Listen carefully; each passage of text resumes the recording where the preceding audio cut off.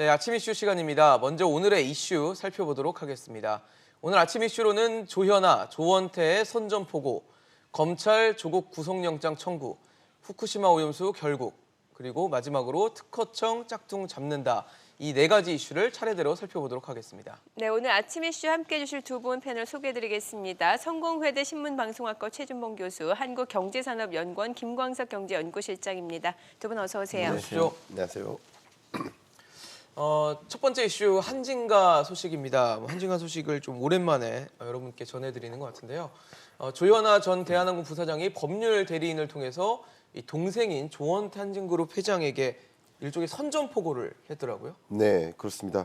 지금 이 조 전 부사장은 일대 주주로서 그리고 상속인으로서 전 고 조양호 회장의 어떤 여러 가지 유언이라든가 그 내용을 바탕으로 해서 이 그룹을 최고의 상태의 경영 상태를 유지하면서 경영해 나가겠다 하는 그런 방향성을 이야기하고 있는데요. 다양한 주주의 의견을 듣고 협의를 진행해 나가겠다라고 이야기를 했습니다. 네. 근데 이제 조원태 회장이 선친의 유훈과는 달리 그룹을 운영하고 있고 가족 간의 협의에 무성의하게 또 지연으로 일관하고 있다. 이렇게 표현함으로써 이게 말 그대로 그냥 법무 대리인을 이제 동원해서까지 이렇게 하고 있는 것을 보면 차후 이제 조현아 전 부사장의 이제 업계 진출을 다투고 이제 지금 이루어지고 있는 조원태 회장의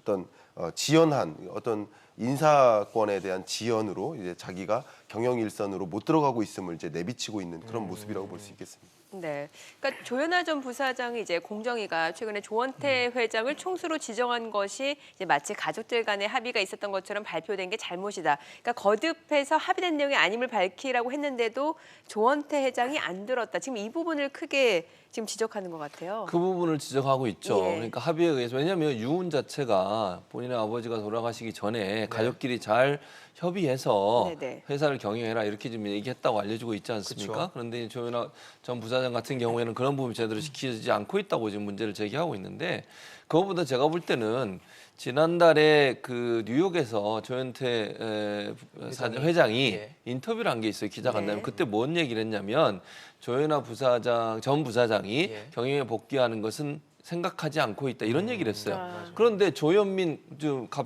갑질이었죠 그때 물컵 갑질 얘기 나왔었잖아요. 예, 예. 그 조현민 같은 경우는 이미 복귀를 했어요 경영에. 그러니까 조현아 전 부사장만 복귀를 못 하고 있는데 이미 자기 동생인 조현태 지금 회장이 기자간담회에서 전혀 고려하지 않고 있다 이런 얘기를 함으로써 본인의 심기를 건드린 부분도 있다는 생각이 들어요. 그러니까 혹시나 조현아 전 이제 부사장 입장에서는 본인을 경영에서 배제하려고 하는 게 아닌가 이런 이제 의혹이 있는 것 같고 그런 부분에 대한 불만이 이런 말로 표현된 게 아닌가 이렇게 볼 수 있을 것 같습니다. 네.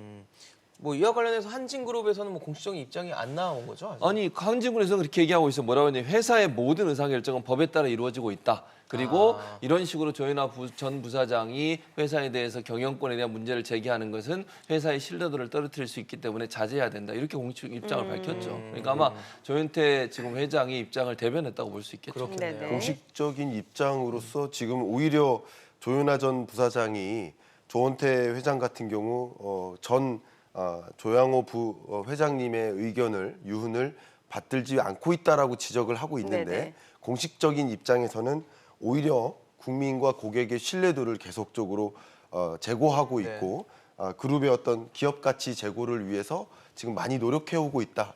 그래서 임직원과 모든 일선에서의 움직임이 그렇게 해 나가고 있다.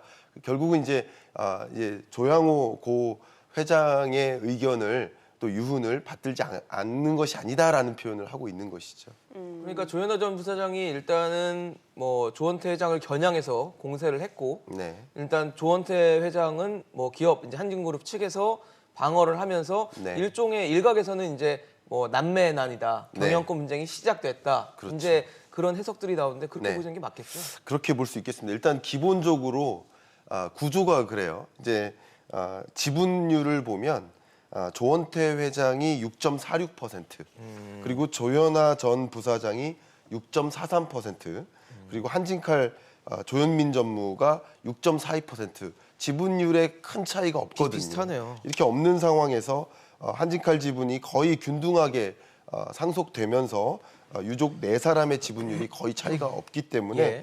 향후 이 경영권을 둘러싼 분쟁의 씨앗이 될 수 있겠다. 이렇게 판단되는 우려들이 많이 있는 것이죠. 아마 서로 뭐 지분을 좀 포섭해서 어떻게 좀 이제 세력을 만들려고 하는 그런 움직임으로도 이어지지 않을까 하는 생각이 좀 들게 하는 지금 지분 구조 형태인 것 같습니다. 네. 네.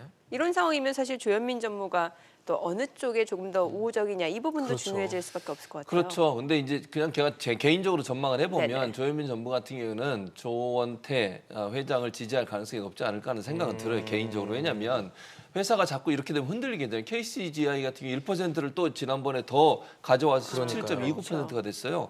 그래서 본인들이 지금 다음번 주주총회에서 캐스팅 보트 역할을 하겠다고 지금 공식적으로 선언한 상태거든요. 네. 그럼 경영권이 위협을 받을 수 있어요. 그러니까요. 근데 조현아 전 부사장이 저렇게 나오는 상태에서 조현민 전문까지 그쪽으로 붙게 되면 결국 이제 회사가 상당히 어려움에 빠질 수 있기 때문에 본인은 이미 직책을 맡고 있는 상황이고 회사에서 그런 상황이라면 오빠의 편을 들 가능성이 높지 않을까 이렇게 전망이 가능해요. 네, 그러니까 조원태 회장 임기가 이제 내년 3월 23일이고 그때 대해서 이제 재선임 안건 자체가 부결이 된다라고 하면은 역시 또 조원태 회장도 경영권을 잃을 수 있는 상황은 맞잖아요. 그럼요. 예. 그럴 수밖에 없죠. 그래서 어머니하고 사실은 이제 조현민 이 두 사람이 어디에다 힘을 실어주냐가 중요해요. 전체 29% 정도를 갖고 있거든요. 이 일가가. 그런데 이제 조현아 전 부사장이 빠지더라도 나머지 사람들로만 해도 어느 정도 경영권은 보장받을 수 있는 상황이 되는 거니까 두 사람이 어디에 힘을 실어주는가 중요하다고 보여줄 수 있는데 제가 볼 때는 지금의 조원태 회장 체제를 이끌어가는 것이 회사의 경영에 어떤 도움이 된다고 판단할 수 있을 것 같아요. 왜냐하면 흔들리거나 아니면 그 남매의 난처럼 이렇게 비춰지게 되면 네. 상당히 부정적인 영향을 미칠 수밖에 없는 그렇죠. 거잖아요. 본인들의 경영권에도 상당히 위협이 될 수밖에 없고 그렇다고 하면 뭐 지금 조현아 전 부사장 같은 경우에 저렇게 반발하고 있지만 예. 기본적으로는 조현태 회장 체제로 가지 않을까 그렇게 전망이 가능할 것 같습니다. 조금 제가 부원 설명을 드리고 싶은데요. 네. 앞에 제시해 주셨던 그 그래프를 한번 다시 한진칼 지분 화면에 구조. 지분 구조를 한번 지분 구조를 한번 볼까요? 보시면 확연하게 드러나는데 지금 이 가족들이 싸우게 되면 결국 대주주로서의 힘이 잃게 되는 거예요. 그렇겠죠. 결국은 이제 지금은 이제 싸우는 남매난이라고 얘기를 하고 있지만 이제 한진그룹 측에서 그리고 조원태 회장 그룹 측에서 아니면 여러 가족들이 물밑으로 협상이 들어갈 가능성이 높습니다. 그렇죠. 남매가 이제 결집해야만 대주주로서 경영권을 유지할 수 있기 때문에 세 남매가 모두 경영권을 잃을 수도 있는 거잖아요. 그렇죠. 그렇기 때문에 이제 물밑에서 그런 작업을 해서 이런 KCGI나 델타나 그 밖에 대우개발이나 이런 대주주들이 또 있기 때문에 그런 경영권 방어를 위해서 이 난이 잠시 이제 싸움이 있었다가 다시 이제 좀 잦아드는 그런 환경으로 또 갈 수도 있겠다 이렇게 네네네. 볼 수 있겠습니다. 아마 보는데 뭐 이런 지분 구조를 조현아 전 부사장도 모르는 건 아닌데 이렇게 공세를 한 거 봐서는 좀 마음 먹고 시작한 게 아닌가라는 생각도 좀 듭니다. 앞으로 어떻게 좀 한진그룹의 이 경영권 문제가 이어질지 상황이 어떻게 변할지 또 지켜보고 저희가 또 소식 전해드리도록 하겠습니다.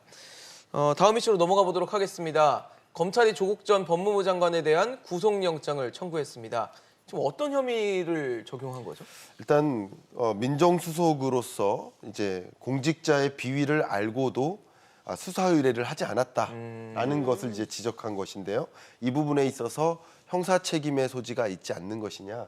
그리고 이제 검찰이 이제 조사를 한 결과 백전 비서관 같은 경우 예. 이제 감찰 중단이 조 전 장관의 지시였다라고 검찰에 진술을 했기 때문에 이런 것을 바탕으로 해서 이제 직권남용 권리행사 방해 혐의로 사전 구속영장을 청구한 것으로 보고 있습니다. 네. 그러니까 이제 당시 청와대 감찰 업무 최종 책임자가 이제 조국 전 장관이었는데 유재수 전 부시장 이 비위 내용이 중대하다는 걸 알면서도 금융위에 사표를 내는 것 정도로 마무리했다라는 것 자체가 직권 남용이다 이렇게 보는 거죠. 검찰은 그렇게 보고 예. 있는 거죠. 지금 말씀하신 내용은 검찰이 주장하는 내용이고요. 네. 조국 전 장관 측에서는 본인들이 조사한 내용은 한계가 있다고 주장을 하고 있어요. 그러니까 검찰의 지금 수사에 의해서 나오는 여러 가지 비리 행위들을 조국 전 장관이 그 전에 다 알고 있었냐는 것은 아직까지 밝혀진 게 없어요. 그렇죠. 왜냐하면 조국 전 장관은 본인들은 감찰을 하는 데 있어서 검찰처럼 수사권이 없기 때문에 본인의 동의를 얻어서, 즉 유재수 전 부시장의 동의를 얻어서 조사를 했었고, 감찰이 중간에 중단된 것도 본인이 더 이상 조사를 받지 않겠다고 하면 중단이 됐다. 그러면 결국 지금의 검찰이 얘기하는 여러 가지 비위 행위를 모두 다 모르고서 그 전에 알고 있는 내용만 가지고 판단했다고 지금 주장을 하고 있어요. 그러면 전체 내용을 모르고 일부만 알고 있는 상태에서 판단할 수 있는 방법은 결국 비위 혐의가 이 정도구나. 그러니까 지금처럼 이렇게 비위 혐의가 많다고 보지 않았다고 주장을 하고 있는 거거든요. 당시에는 그랬던 그렇죠. 거죠. 왜냐하면 감찰이 중간에 중단이 됐잖아요. 그렇죠. 그러다 보니까 검찰이 보는 것과 지금 조 전 장관이 주장하는 내용이 완전히 다른 상황이기 때문에 뭐 검찰은 조국 전 장관이 이걸 알고 있었을 거라고 생각하고 지금 이렇게 구속영장을 청구를 했지만 영장이 발부될 거냐 말 거냐는 이제 재판부가 과연 어떻게 판단하냐 문제 아니겠습니까? 그렇죠. 그래서 조국 전 장관이 어느 정도까지 알고 있었는지를 검찰이 얼마 정도나 소명을 할지 이 부분이 중요하다고 보여집니다. 그러니까 당시엔 잘 몰랐다는 이유로 넘어갈 수 있는 부분인지도 좀 궁금하고, 조국 전 장관이 예전에 뭐 그 정무적인 최종 책임은 자신에게 있다라는 그렇죠. 발언을 했기 때문에 네. 과연 이 책임의 선이 어딘지도 좀 모호하다는 생각이 좀 드는 것 그러니까 같아요. 정무적인 판단으로 하는 게 이제 아까 제가 말씀드린 거 연결해서 말씀을 예. 드려보면 기본적으로 이제 법적 책임이랑 직권남용이랑 모든 걸 알고 있었고 비위가 상당한데도 불구하고 그걸 그냥 금융위에 넘긴 거잖아요. 네네. 금융위가 징계를 해라. 왜냐하면 징계권은 청와대에 없어요. 기본적으로. 그렇죠. 금융위에서 파견 나와 있었기 때문에 본인의 원 소속에서 징계를 하게 돼 있는 거거든요. 그러니까 결국은 징계를 할 수 있는 곳은 금융위원회고 금융위원회에 징계하라고 보냈는데 그게 이제 중간에 검찰이 볼 때는 예. 많은 비위가 있었으면 이걸 수사기관인 검찰에 수사를 하라고 의뢰를 했어야 되는데 금융위로 그럼 넘겼다는 것이 직권남용이라고 주장하는 것이고, 조 전 장관은 한계가 있고 제한이 있는 상태에서 감찰을 하다 보니 알고 있는 사항만 가지고 그때 당시에 발견된 사항만 가지고는 수사기관에 의뢰할 정도까지는 아니었고 징계를 할 정도로 판단이 됐다. 그게 이제 정무적 판단이라는 얘기를 하는 것이고요. 그래서 금융위원회 징계를 하라라고 의견을 제시했다는 것입니다. 네네. 그러니까 이 둘이 부딪히는 부분은 바로 어느 정도까지 조국 전 장관이 감찰 과정에서 알고 있었느냐, 이게 관건이 될 거라고 봅니다. 네. 자, 이제 이틀 뒤 26일에 이제 구속 영장 실질 심사가 진행이 될 텐데 구속 여부 어떻게 전망하시나요? 구속 여부는 이제 크게 세 가지로 우리가 볼 수 있잖아요. 예. 구속영장이 발부되는 기준은 세 가지인데 네. 도주에 우리가 있냐 없냐, 뭐 조국 전 장관이 도주할 우려는 없고요. 네. 두 번째, 증거인멸의 네. 가능성이 있냐. 증거가 거의 대부분 확보가 됐어요. 그래서 증거인멸의 가능성은 없어요. 마지막 세 번째가 뭐냐면 범죄의 소명입니다. 범죄의 정도가 어느 정도고 그 범죄가 어느 정도 소명이 되느냐가 가장 중요한데 이게 가장 큰 관건이 될 거라고 봐요. 아까 말씀드린 것처럼 기본적으로 재판부에서는 조국 장관이 어느 정도까지 파악했느냐가 가장 큰 관건이 될 것이고, 그것이 이제 검찰이 주장하는 것이 인정이 되려면 그걸 증명해내야 돼요. 검찰이 조국 전 장관이 유재수 전 부시장의 모든 비위를 알고 있었다는 것을 증명할 수 있는 증거를 어느 정도 갖고 있느냐, 이게 가장 큰 관건이 될 것이기 때문에 아마 이제 영장 실질 심사에서 그 부분을 검찰이 어느 정도 소명해내느냐, 그것이 결국은 영장이 발부될 거냐 말 거냐를 결정하는 중요한 키가 될 거라고 생각이 됩니다. 네.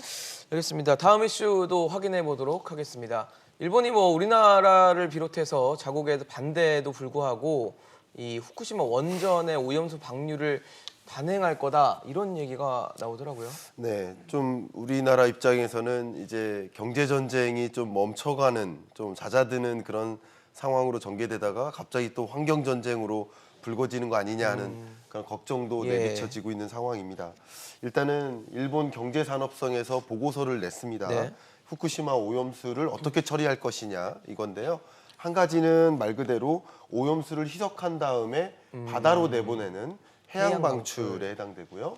그다음 두 번째는 증발시키는 거죠. 이제 고온에서 증발을 시킨 다음에 배기관을 이용해서 상공으로 방출하게 되면 방사능 오염도가 국가가 정한 기준치를 밑돌 것이라고 봅니다. 그렇기 때문에 수증기 방출을 하겠다. 아니면 1, 2번을 병행하겠다. 이런 총 세 가지 안을 본 보고서를 통해서 제시를 공식적으로 했습니다.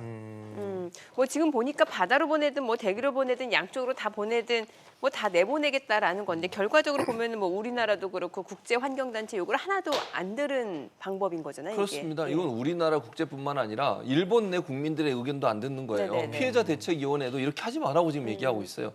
당장 생각해 보십시오. 지금 둘 중에 가장 많이 고려되고 있는 게 바다로 방출하는 거예요. 네. 수증기로 하는 것도 시간이 오래 걸린다고 지금 반대하고 있는 상황이거든요. 일부 이 구성 자문위원회라는 곳에서 그렇게 되면 가장 먼저 피해를 받는 사람 누굽니까? 일본 국민들이에요. 그렇겠죠. 그러지 않습니까? 네. 그게 이제 결국 해류를 타고 우리나라도 오고 환태평양 지역에 모두 다 영향을 주게 그렇죠. 되는 거 아니겠습니까?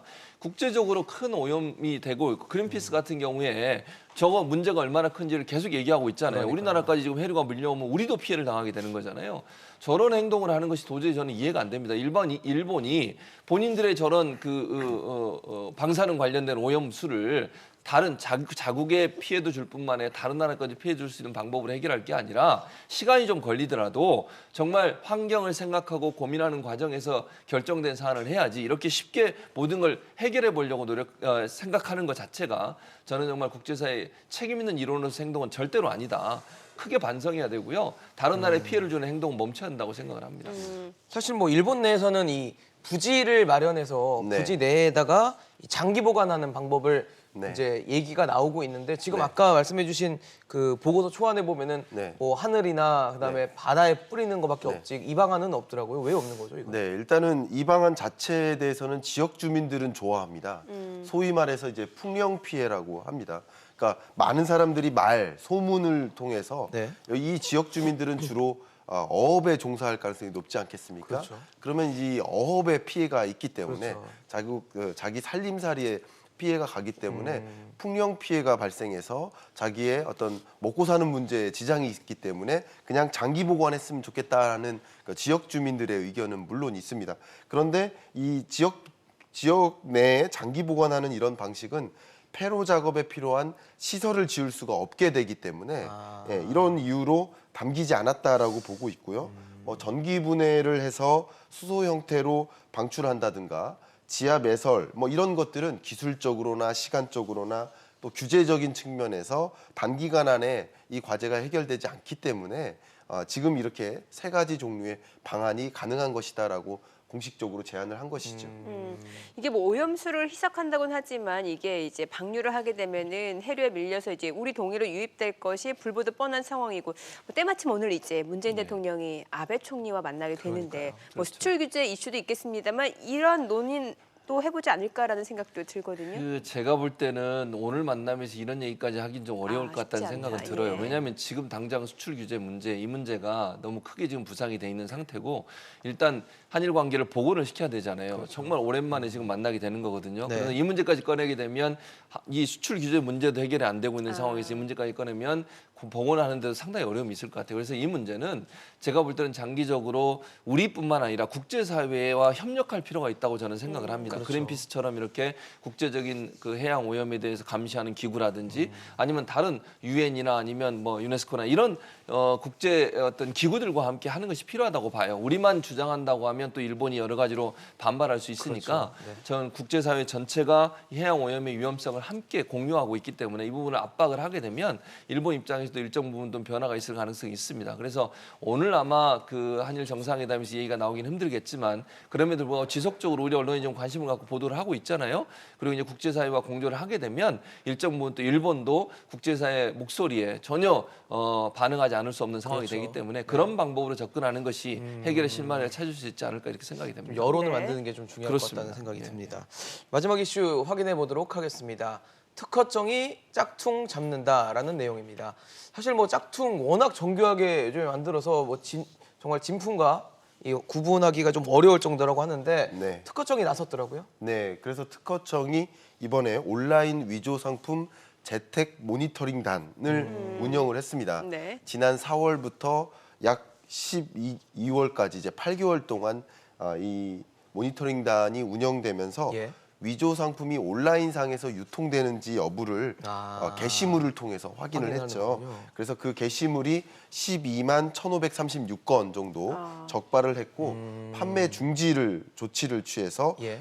이 금액만 따져보면 9,382억 원에 해당하는 그 소비자의 피해 예방이 있었다라고 얘기했는데 그 짝퉁 이 품목별 게시물 숫자를 보면 이런 여러 가지 품목에 걸쳐서 짝퉁들이 많이 적발됐고 판매 중지 조치가 됐다라고 판단할 수 있겠습니다. 네. 지금 보니까 가방 위조 상품이 많은데 네. 어떤 브랜드를 많이 위조했을까요? 주로 이제 1위로 나온 게 어느 분이 구찌라는 브랜드예요. 음. 네. 아마 우리 국민들이 좋아하시는지 잘 모르겠습니다만 저 브랜드를 그리고 중국 분들이 많이 좋아하더라고요. 중국 분도 많이 좋아하죠 사실은. 그리고 이제 공동 2위로는 루이비통하고 샤넬이 각각 10%인데 이제 그야말로 세계적으로 잘 알려진 제품들 그렇죠. 아니겠습니까? 그런 상표들에 대해서 아마 대중성이 있고 대중들이 많이 인식하고 있는 상표들을 중심으로 해서 아마 이런 짝퉁들이 많이 만들어지고 있지 않나 이렇게 볼 수 있을 것 같습니다. 사실 뭐 딱 봤을 때 감쪽같이 이제 외형이 진품과 같아서 선호하실 수도 있을 것 같아요. 가격은 저렴하다 보니까. 하지만 뭐 위조 상품이기 때문에 품질은 사실 보장되지 않는 측면이 있고 또 소비자들의 어떤 나중에 뭐 수리를 하거나 고쳐지는 부분도 분명히 다를 것 같다 보니까 소비자들 입장에서는 그래도 이런 짝퉁이라면 믿고 좀 거르는 네. 그런 것들이 좀 필요하지 않을까 싶거든요. 예, 결국은 이제 안 만들고 안 팔고 안 사면 되는 제일 거거든요. 좋은데요, 그게 사실. 그러니까 제조, 유통, 소비가 모두 이루어지지 않으면 좋을 텐데 지금 결국은 소비에 대한 그 강한 수요가 있으니까 끊임없이 제조하고 예. 끊임없이 유통하고 있지 않습니까? 이런 여러 가지 모니터링단을 구성해서 조사하고 처벌도 강화하고 있음에도 불구하고 없어지는 이유는 결국 소비가 이루어지고 있다라고 또 판단할 수도 있는 거거든요. 그런 관점에서 지금까지는 제조사나 유통사를 중심으로 규제나 처벌을 강화해 왔는데 소비적인 측면에서 소비자에게도 처벌 규정을 좀 강화한다든가 아니면 문화적으로 이 소비 문화를 우리 투명하게 그리고 선진화된 소비 문화를 만들기 위해서 좀 그런 문화적인 사이드에서 좀 조성이 된다면 이런 여러 가지 적발 모니터링단을 운영해 가면서까지 이런 일이 좀 하지 않아도 없을지 않을까 이런 생각도 듭니다. 네, 오늘 아침 이슈 최진봉 교수, 김광석 경제연구실장과 이야기 나눠봤습니다. 두 분 말씀 잘 들었습니다. 고맙습니다. 감사합니다.